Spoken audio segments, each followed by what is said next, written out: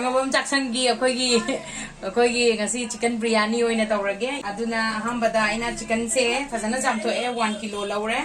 1 ꯀꯤꯂೋ ꯂꯧꯔꯀꯥꯟꯗ ꯊꯣꯡꯗ꯭ꯔꯤꯉꯩꯗ half an hour before or 1 hour ꯗ ꯑꯩꯈꯣꯏꯅ ꯇꯧꯔꯤꯁꯦ ꯊꯨꯝꯁꯦ ꯈꯔ ꯆꯥꯃꯁ ꯑꯃ ꯇꯪꯈꯥꯏ ꯃꯨꯛꯀꯤ ꯆꯥꯡꯗ ꯃꯦꯔꯤꯅꯦꯠ ꯇꯧꯒꯗꯕꯅꯤ ꯑꯗꯨ ꯀꯥꯎꯔꯣꯏꯗꯕꯗꯤ ꯊꯨꯝꯗꯣ ꯍꯣꯔꯦꯟ ꯑꯩꯈꯣꯏ ꯆꯥꯡ ꯈꯔ ꯍꯟꯊꯒꯗꯕꯅꯤ ꯑꯗꯨꯒ ꯆꯥꯃꯁ ꯑꯃ ꯃꯨꯛꯀꯤ ꯃꯣꯔꯣꯛꯁꯦ ꯂꯧꯔꯒꯦ ꯃꯦꯔꯤꯅꯦꯠ ꯇꯧꯕꯁꯤꯅꯗꯤ ꯄꯣꯠꯁꯦ ꯃꯅꯨꯡꯗ ꯐꯖꯅ ꯁꯣꯐꯠ ꯑꯣꯏꯔꯒ ꯍꯣꯔꯦꯟ ꯕꯤꯔꯌꯥꯅꯤꯗ ꯍꯥꯎꯏ ꯑꯗꯒꯤ ꯊꯨꯝꯒ ꯃꯣꯔꯣꯛꯀ ꯑꯗꯨꯒ ꯁꯪꯒꯣꯝ ꯑꯐꯝꯕꯁꯦ ꯑꯩꯈꯣꯏ ꯈꯔꯒꯤ ꯆꯥꯡꯗ ꯍꯥꯏꯇꯥꯔꯦꯅꯦ ꯑꯗꯨꯒꯤ ꯆꯥꯡꯗ ꯍꯥꯞꯄꯁꯤ ꯁꯤ ꯃꯍꯤ ꯈꯔ ꯌꯥꯝ ꯌꯥꯎꯏꯅꯦ ꯁꯤ ꯁꯪꯒꯣꯝ ꯑꯐꯝꯕꯁꯤꯗ ꯃꯦꯔꯤꯅꯦꯠ ꯇꯧꯕ ꯀꯥꯟꯗ ꯑꯩꯈꯣꯏꯅ ꯀꯩꯅꯣ ꯗꯍꯤ ꯍꯥꯞꯄꯒꯁꯨ ꯑꯗꯨꯝ ꯌꯥꯔꯦ ꯑꯗꯨꯒ ꯆꯝꯄ꯭ꯔꯥꯁꯤꯁꯨ ꯍꯥꯞꯄ ꯌꯥꯏꯑꯕ ꯆꯝꯄ꯭ꯔꯥꯗꯪꯅ ꯃꯦꯔꯤꯅꯦꯠ ꯇꯧꯔꯁꯨ ꯌꯥꯏ ꯑꯗꯣ ꯑꯩꯗꯤ ꯉꯁꯤ ꯑꯅꯤꯃꯛ ꯍꯥꯞꯄꯒꯦ ꯆꯝꯄ꯭ꯔꯥ ꯇꯪꯈꯥꯏ ꯑꯃꯒ ꯍꯥꯞꯆꯜꯂꯒꯦ ꯃꯦꯔꯤꯅꯦꯠ ꯇꯧꯕꯗ ꯑꯗꯨꯒ ꯃꯤꯠꯁꯦ half an hour ꯃꯦꯔꯤꯅꯦꯠ ꯇꯧꯔꯒ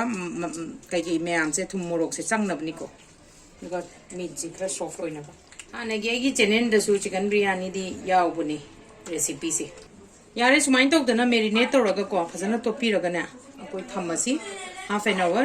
ꯑꯩꯈꯣꯏꯁꯦ ꯐ꯭ꯔꯤꯖꯇ ꯊꯝꯃꯁꯨ ꯌꯥꯏ ꯃꯄꯥꯟ ꯊꯝꯃꯁꯨ ꯌꯥꯏ ꯃꯦꯔꯤꯅꯦꯠꯁꯦ ꯑꯍꯥꯟꯕꯗꯅꯦ ꯑꯩꯈꯣꯏ ꯆꯦꯡꯁꯦ ꯈꯤꯇꯪꯒꯅꯦ ꯏꯁꯤꯡꯗꯅꯦ ꯇꯤꯡꯊꯣꯛꯑ ꯊꯝꯒꯗꯕꯅꯦꯕ ꯑꯩꯈꯣꯏꯒꯤ ꯆꯥꯡꯗꯣ ꯂꯧꯕꯤꯔꯣ ꯑꯗꯨꯝ ꯑꯩꯅ ꯂꯧꯔꯤꯕꯁꯦ ꯑꯅꯤ ꯑꯩꯈꯣꯏꯒꯤ ꯆꯥꯛ ꯊꯣꯡꯕꯒꯤ ꯆꯥꯡꯗꯣ ꯑꯗꯨꯗꯒꯤ ꯈꯤꯇꯪ ꯍꯟꯊꯒꯦꯁꯨ ꯌꯥꯏ ꯑꯗꯨ ꯌꯥꯝ ꯆꯥꯅꯤꯡꯕꯅꯤꯅ ꯑꯗꯨꯝ ꯁꯦꯝ ꯀ꯭ꯋꯥꯟꯇꯤꯇꯤꯗ ꯊꯣꯡꯉꯁꯨ ꯌꯥꯏ ꯑꯩ ꯉꯁꯤꯗꯤ ꯁꯦꯝ ꯀ꯭ꯋꯥꯟꯇꯤꯇꯤ ꯊꯣꯡꯉꯦ ꯁꯤ ꯀꯤꯂꯣ ꯑꯃꯒꯤ ꯄꯦꯀꯦꯠ ꯂꯩꯔꯛꯄꯅꯦ ꯑꯩꯒꯤꯁꯦ ꯑꯗꯣ ꯑꯩ ꯀꯤꯂꯣ ꯃꯈꯥꯏ ꯑꯃꯗꯤ ꯍꯦꯟꯅ ꯆꯠꯄ꯭ꯔꯥ ꯈꯪꯗꯦ ꯑꯩꯒꯤꯁꯦ ꯑꯗꯣ ꯆꯤꯀꯟꯒ ꯔꯥꯏꯁꯀ ꯑꯩꯈꯣꯏꯅ ꯔꯦꯁꯤꯌꯣ ꯂꯧꯕ ꯀꯥꯟꯗ ꯆꯤꯀꯟ ꯀꯤꯂꯣ ꯑꯃ ꯑꯣꯏꯇꯥꯔꯗꯤ ½ kg ꯔꯥꯏꯁ ꯑꯗꯨꯃꯥꯏꯅ ꯑꯣꯏꯒꯗꯕꯅꯤ ꯈꯥꯡ ꯁꯥꯔꯦ ꯁꯤ ꯈꯥꯡ ꯁꯥꯔꯀꯥꯟꯗ ꯘꯤꯁꯦ ꯆꯥꯃꯁ ꯑꯅꯤꯃꯨꯛꯀꯤ ꯍꯥꯞꯄꯦ ꯑꯗꯨꯒ ꯁꯥꯍꯜꯂꯀꯥꯟꯗ ꯍꯧꯖꯤꯛ ꯊꯣꯡꯉꯁꯤ ꯇꯤꯜꯍꯧꯁꯦ ꯑꯅꯤꯈꯛ ꯐꯖꯅ ꯆꯥꯝꯊꯣꯛꯑꯒ ꯁꯣꯏꯗꯣꯛꯑꯦ ꯑꯗꯨꯒ ꯆꯅꯝꯁꯦ ꯃꯄꯨꯝ 1.5ꯃꯨꯛꯀꯤ ꯆꯥꯡꯗ ꯑꯩꯅ ꯁꯦꯝꯃꯕꯅꯤ ꯃꯣꯔꯣꯛ 3 ꯂꯧꯔꯦ ꯑꯗꯨꯒ ꯀꯥꯂꯤ ꯃꯤꯔꯆꯁꯦ ꯈꯔ ꯂꯧꯔꯦ ꯂꯣꯡꯗꯣ ꯂꯣꯡ ꯑꯃꯅꯤꯗꯝ ꯌꯥꯎꯔꯦ ꯁꯤꯡꯁꯦ ꯈꯔ ꯂꯧꯔꯦ ꯁꯤꯡ ꯇꯪꯈꯥꯏꯃꯨꯛꯀꯤ ꯂꯧꯔꯦ ꯑꯗꯨꯒ ꯁꯤꯁꯤꯅ ꯆꯤꯀꯟ ꯊꯣꯡꯕꯗ ꯕꯤꯔꯌꯥꯅꯤ ꯊꯣꯡꯕꯒꯤ ꯆꯤꯀꯟꯒꯤ ꯄꯥꯔꯠꯇ ꯉꯧꯅꯕꯅꯤ ꯑꯗꯨꯒ ꯁꯤꯗ ꯇꯃꯥꯇꯔ 3 ꯑꯃ ꯂꯧꯔꯦ ꯑꯗꯨꯒ ꯃꯤꯟꯠꯀ ꯇꯦꯖꯕꯇꯥꯒ ꯎꯁꯤꯟꯖꯥꯒꯁꯨ ꯂꯩꯔꯦ ꯑꯗꯨꯒ ꯇꯦꯖꯕꯇꯥ ꯑꯅꯤꯁꯨ ꯂꯧꯔꯦ ꯉꯧꯔꯁꯤ ꯇꯦꯖꯕꯇꯥ ꯑꯗꯨꯒ ꯃꯔꯣꯏꯁꯤꯡꯁꯦ ꯍꯥꯟꯅ ꯍꯥꯞꯆꯤꯜꯂꯁꯤ ꯇꯤꯜꯍꯧ ꯍꯥꯞꯄꯦ ꯀꯣ ꯇꯤꯜꯍꯧꯁꯦ ꯑꯃꯨꯛ ꯈꯤꯇꯪ ꯉꯧꯔꯁꯤ ꯑꯗꯨꯒ ꯆꯅꯝꯁꯤꯁꯨ ꯑꯗꯨꯝ ꯍꯥꯞꯆꯤꯜꯂꯁꯤ ngobirasi using sa 3-4 hapchalage aduga kali mirch se lo hapchalage sagi aina singje hapchalasi yengo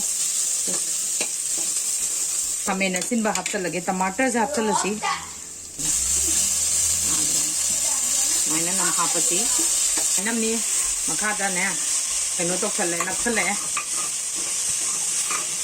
सिदने chicken सिगा दही खरा हापोर मेरिनेट तौकी चिकन से 1.5 hour होने हापचलसे चिकन से लेहर मही मैं लोना हापचलसे संगोंबीसे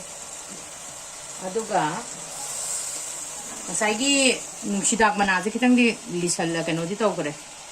हापचलसी चिकन से 15 to 20 minutes चिकन से सिमर थोंगे फजना कुपग को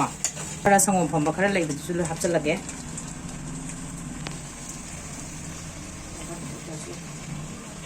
अदुगा सि खरा ओत्पीगदबनी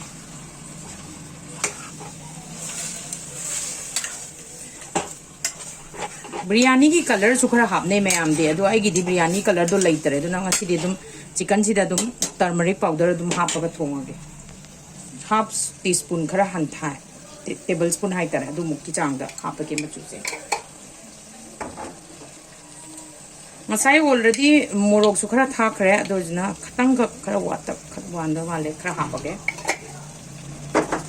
मोरोक टेप हापे आंगांग कई आंगांग याउद्रगदी नोई मोरोक टेप फजन हापे आइदी मोरोक टेप से खितंग मतोन सिदम कनो तरोगा सिदम हापगे कुपसलगा मनिन से 10 to 15 minutes कुक तौरसे मरक सिदांग तंग मिनिट 10 दि फाजल एंत येंगसे अंत ओटसिको ओके येंगु मनम याम नुसिरे आइगिसे चिकन से खितंग सॉफ्ट ओइगिसनु खतंग वाले तु खरा सॉफ्ट ओइरकांदा अदु ओइरकांदा अखोई अमुक चिकन से लौथोगा अमुक सा अमुक थोंग से दम दौसे हजिक चारनी सिगी स्टेज चिकन तो सॉफ्ट होरे खरा मुंजले सी कनो सिदा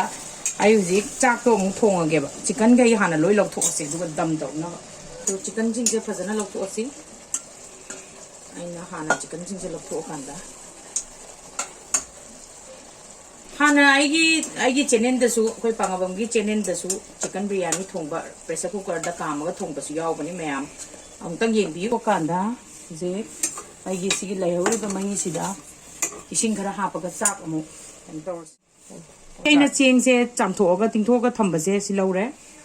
अदुगा आईगी इसिंग से गिलास अमा मु की चांग दा हापे जिकी इसिंग गिलास अमागा तंखाई खितंग हेंतकना हापे देना हापरोय यारो आईगी सिगी चाक से सिलोन हापचलसी चाक से अमुक थोंगसे सिगी सिगा चाक सिगा चेंग सिगा इसिंग सिगा चक मानना लेवल अमदा थमगदबनी को सिबोकी ओगेदबनी थुमजे आगी चाबगी चांग मतुंगिना चामस अमम मसाला तोंगाना कनो दो फंगद्रे आई थीबा खंगद्रे आइना साजबा मचल गिसे चामस मा हापचलनी बिरयानी मसाला दो थीबा खंगद्रे आई हुजी कनो जे हापे अकोगी मचन जे हापे दुगो चिकन मसाला खितंग गक साइसलके अदुगा चाक से फजना कुप्पगा थोंगस 10 minutes सूरे आईगी से बिरयानी से यारबा येंगसी ओके सी यारा आनी कइगिनो द चिकन जो महापा मतम यावरे 10 minutes मतुंग दने अखोगी मही जे लोय कंसलाबा माले दुनने सुमाइन तोरसी चिकन सिंग से लोय हापचलसी दुगा दम तोरसी साइगी चिकन में आमसे लोयना मो हापचन ग्रसी दुगा मकुम फजाना कुपछलगा सिगी स्टेज सिदा आइना मिनिट 30 मुक्का मुक्का तौसे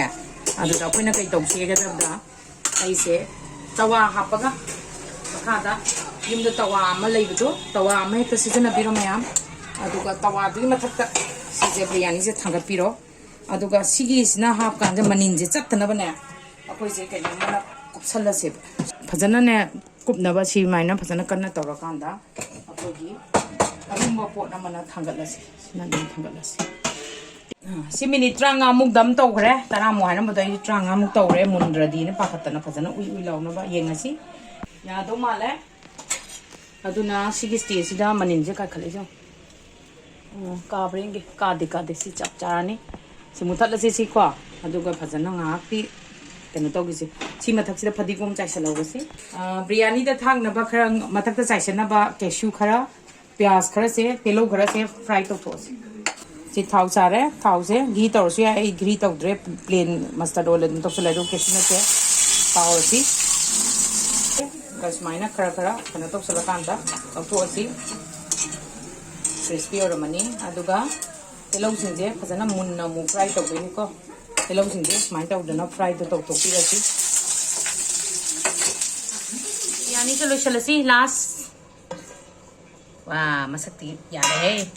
aduga inga sai telo aina ngobdo adu dum hapchala se di fry di to drum ni dum ngobani na mai tare mas fry tara di crispy da bane ba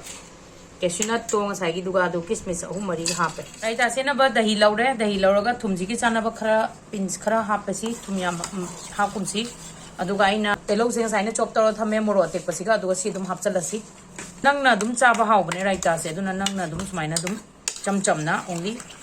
दही गा सिगा तरोगा चानारन दिगुम money साइसलसी अदुगा सी राइता से ready chicken biryani सिगा साइता दुम सब तरोगा चारसे